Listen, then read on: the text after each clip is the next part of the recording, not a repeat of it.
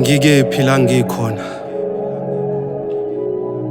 Ngizizwa sengathi ngibuqamama nekusasa lami. Kungathi ngicindezeleke ngaphansi kwedwala elimnyama elingenathemba. Sengikhathele nokuguqela imikhuleko engingazi nokuthi ibhekephi. Ngixaka ukukhula kwalezi zinyembezi kufanele ngabe ziyancipha emehlweni ami. Ibukeka izonginqoba mina lempiyali libutho lezinkinga.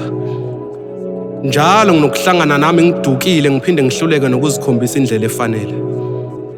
Njalo uma nginabangani bami ngivele ngizizwe sengathi sihlanganiswe izinto ezisihlukanisa phakathi. Kulungile aziphume mhlawumbe ngizokufela embelekweni emangikhala. Ngathi bonke abazali bami sebebona icala ngokuletha mina emhlabeni. Ngathi kufa wonke amaphupha ami njalo mangiphuzile. Nginokukhamba ngize ngizifice ngidansa esixukwini esiphethe inkembelo lelwe mina. Ngiphinde ngizizwe ngathi ngiphethe ubulongo mangihambe ngisinda emlomeni wengwenya. Kazi ngizowathatha mina lamehlo okubona inkondlo yeciko ifingakaliboni kusasa layo. Pho ngifike kanjani mina kulesi sixuku esidlala ngesikhathi esizosikhalela? Njengoba sengimude nje phakathi kwaso ngibeka imbono ephambene nokulunga. Eyiladlula ilanga nokukhanya kwalo sicashe endaweni emnyama. Sishoda ngamahawu okuvika ukuba isibonelo sabantu abayizehluleki.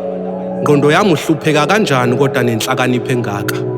Sesilindele imlingo ngoba amandla aphelele ekulweni izimpi engenasidingo. Ngoba yaphela amandla okuvusa izindongo eziwayo.